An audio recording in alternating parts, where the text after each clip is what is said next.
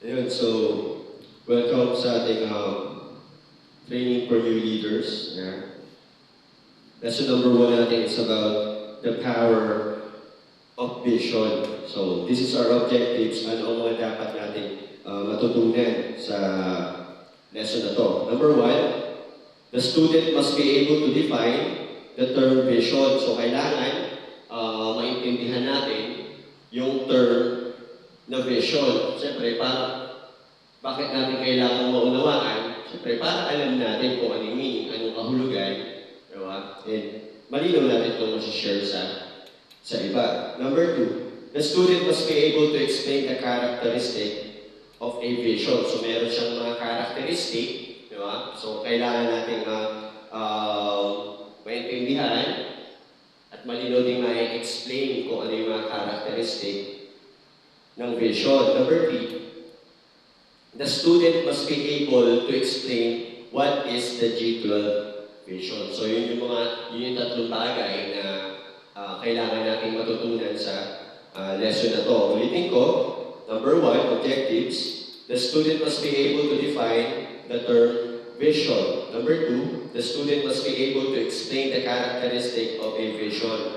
Number 3, the student must be able to explain what is G12 vision. So sa lesson natin na to, ang key verse natin, ang pangunahin nating talata na gagamitin is Habakkuk chapter 2 verse 2. Sabi dito, then the Lord replied, write down the revelation and make it plain on tablets so that a herald may run with it. So isa-isa natin. Sabi ni Lord kay Habakkuk, write down. Anong ibig sabihin? Ang vision natin is hindi siya galing sa tao.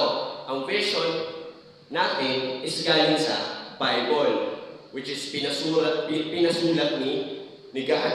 So sabi ko, write down the revelation. Diba? Ang vision is yung revelation ng Diyos sa mga tao. Ano pa? Bakit na pinasulat? Sabi, make it plain. Diba? Malinaw. Diba?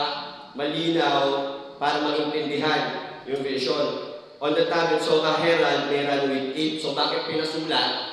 Para, diba? Yung mga lingkod ng Panginoon, yung mga herald, yung mga tagapaghatid balita, diba? Imagawa, matupad, diba? Yung layunin na to, yung vision na to, ng Panginoon. Anong sinasabi ng verse na sa atin ng verse na to? Ang sinasabi ng verse na to, para sa atin, ang buhay natin ay may layunin. At ang layunin na yun ay galing sa Panginoon. Para malaman natin yung layunin niya, we must go back to the Bible, which is the Word of God. So, ang vision natin ay hindi likha ng tao, di ba? Para magkaroon ng layunin, kundi ang layunin na to ay galing mismo sa Diyos. At ito yung dahilan kung bakit tayo buhay. So, number 1, what is vision? Number 1, what is vision? What is vision? Ito yung meaning. It is God's idea revealed to man's mind for him to execute it. It is God's idea revealed to man's mind for him to execute it. Ito ay ang layunin ng Diyos na ipinapahayag sa isip ng tao para tuparin ito. Ayan. Ang vision daw ay revelation ni God, di ba? Na inilalagay ng Diyos sa isip ng tao, siyempre, through the Word of God, and sa turo ng mga leaders and pastor, di ba? Ipinapahayag sa isip ng tao yung vision, para ano? Para tuparin. Hindi lang para malaman, kundi para gawin. Tama? Kasi ito yung layunin na buhay natin. So, yun ang vision. Yun yung ibig sabihin na vision. It is God's idea revealed to man's mind for him to execute it. Number 2, what is the characteristic of a God-given vision? Number 2, what is the characteristic of a God-given vision? Ano daw yung mga characteristic? Diba? O ano daw yung kayang gawin ng vision sa buhay ng isang tao. Una, vision, it is a motivational force for an outstanding leader. It is a motivational force for an outstanding leader. Layuning nagpapagalaw sa isang matagumpay na leader. Di ba? Ito yung fuel, gasolina, di ba? Ng mga leader.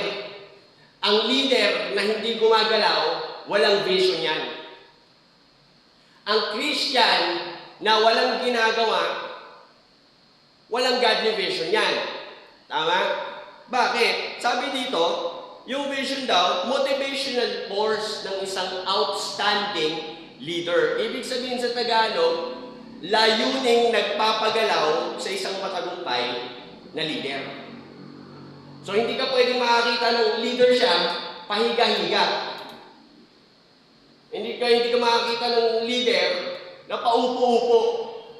Wala kang makikita ng leader na reklamador. Bakit? May vision. Meron siyang nakikita at yung nakikita niya na yun, alam niya na dapat niyang gawin. Una, it is a motivational force for an outstanding leader. Sunod, vision, it is power that gives life. It is power that gives life. Diba? Kaya ang leader, hindi pwedeng leader na walang kabuhay-buhay. Yung tamad na tamad mag-cell group, yung tamad na tamad mag-share ng gospel. Kasi yung vision, nagbibigay siya ng buhay. Diba? Sa isang leader, sa isang Christian. Tama? So hindi tayo makakita ng isang leader na parang walang kabuhay-buhay. Tamad na tamad sa buhay. Bakit? Yung vision, it gives life. Bakit siya nakakapagbigay ng buhay? Kasi kapag may vision ka, yung buhay mo may halaga, may meaning. Yung bawat minuto mo, hindi mo sinasayang kasi may vision ka. At yung vision mo na yun, galing sa Panginoon. Layuning nagbibigay kahulugan sa ating buhay. So ang vision pala is layuning nagbibigay kahulugan sa ating buhay. Sunod, it can be reproduced by a successful leader. It can be reproduced. A vision can be reproduced by a successful leader. Ano yung successful leader? Ito yung malinaw sa kanya kung ano yung layunin ng buhay niya.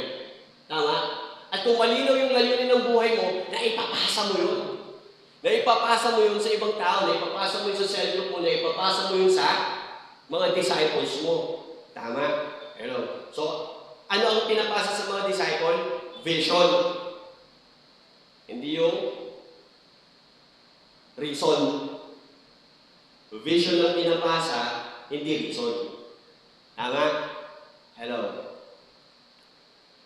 It can be reproduced by a successful leader. Layuning na ipapasa lamang ng isang matagumpay na leader. So, naniniwala naman ako walang talo ng leader. Kaya nga tayo nag-train for us to be a victorious leader. So, that is the characteristic of a God-given vision. Ulitin ko, it is a motivational force for an outstanding leader. Sunod, it is power that gives life. Sunod, it can be reproduced by a successful leader. So, hindi ito may reproduce ng basta leader lang. No? May papasa ito ng isang successful na leader. Kunyari, may pasa ko kay Kuya Benjo, may pasa ko kay Jemo, may pasa ko kay Kuya Donje. At ngayon, ipinapasa ko sa inyong lahat. So, hindi ito may papasa ng isang leader na hindi matagumpay. So, number 3, definition and identification of the G12 vision. So, G12 vision, it runs sa vision ng Panginoon. Ang G12 vision ay kinuha sa vision ng Panginoon, inadapt or tinanggap mula sa Panginoon. Definition and identification of the G12 vision. Ano yung definition and identification ng G12 Vision. Ito yon, to conquer our city and the world for Jesus Christ through cell groups and the model of 12, making each member or the church a qualified leader to reproduce God's Word. Una, nakikita mo sa definition and identification of a godly vision, yung vision, it conquers. It conquers. Ano yung kinakonquer niya? City. City. Ano pa? Yung mundo. Ayan. Para kanino? Para kay Jesus Christ. Sa pamamagitan ng mga cell groups at ng 12, ng model of 12 disciples. Paano? Ginagawa nito mga leaders ang mga member.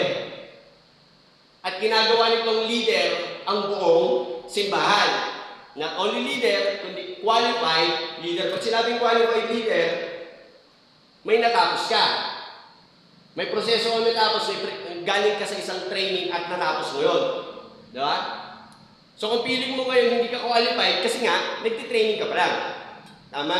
Nagtitraining ka pa lang. Bakit kailangan gawing leader ang buong simbahan? To reproduce God's work. Pag hindi nag-train ng leader ng simbahan, tapos na ang mundo.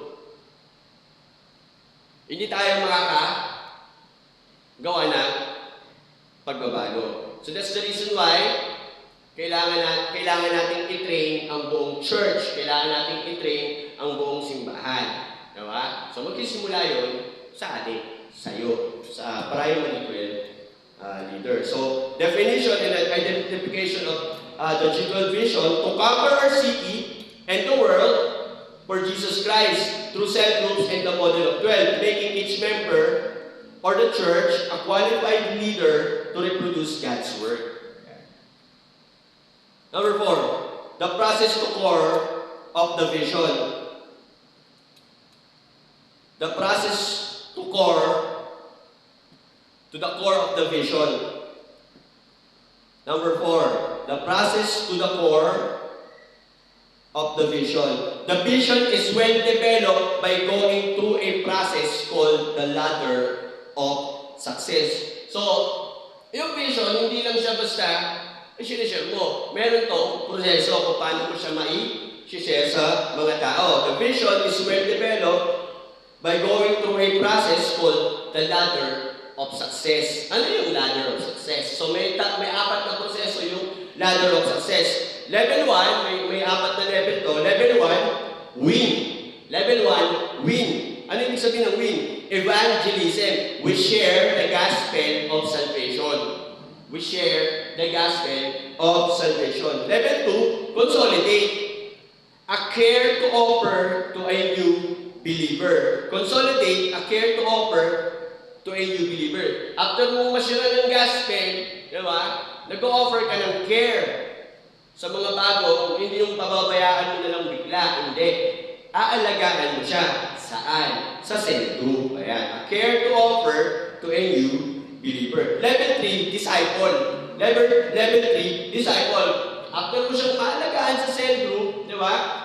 Naging anak mo siya sa pananampalataya, after mo siya maalagaan, ang susunod mo is level 3, disciple. I-enroll mo siya sa training. I-enroll mo siya sa training.